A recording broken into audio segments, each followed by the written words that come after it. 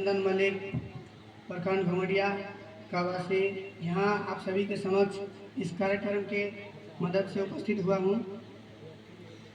और मैं सबसे पहले धन्यवाद देना चाहूँगा कि मेरे शिक्षा के क्षेत्र में मुझे पहला जिसने मुझे मदद किया, इससे पहले भी मुझे मदद कर चुके हैं पटना बुला के।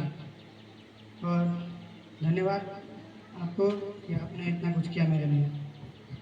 और इनके पिताजी जो है दिलीप साहब, आप दो शब्द जो ही जिस भाषा में हो बोले।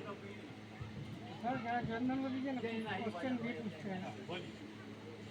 जी, आप आने वाले बच्चे को क्या संदेश देना चाहते हैं, कितना पढ़ाई करना चाहिए ताकि इस मार्क्स को और टॉप लेवल पे ले जा सके?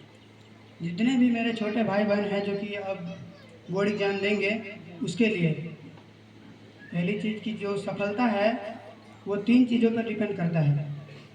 जैसे कि मैंने अभी डिस्ट्रिक्ट टॉपर किया है, उसके लिए मैंने 3 चीज़ को अपने जीवन में उतारा था।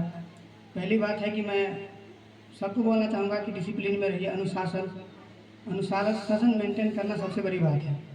दूसरी बात है कि सबसे पहले गोल डिसीजन कीजिए कि क्या आपको करना है जीवन में वो, और तीसरी बात है कि प्रयास हमेशा कीजिए। कितने घंटा पढ़ाई करना चाहिए? लेवल कौन सा? टेंथ की बात टेंथ की करें, बात कर रहा जो जिससे हो सके। मैं तो वैसे 8 से 9 करता हूँ। हूँ। जी, आज जो आपको सम्मान किया गया इतने अभिभावकों के बीच में, क्या कहना चाहेंगे इन सर सबको? इतने अभिभावकों के बीच मुझे सम्मानित किया गया, इसके लिए हम सभी का धन्यवाद करते हैं। इतने बीच में मुझे सम्मानित किया।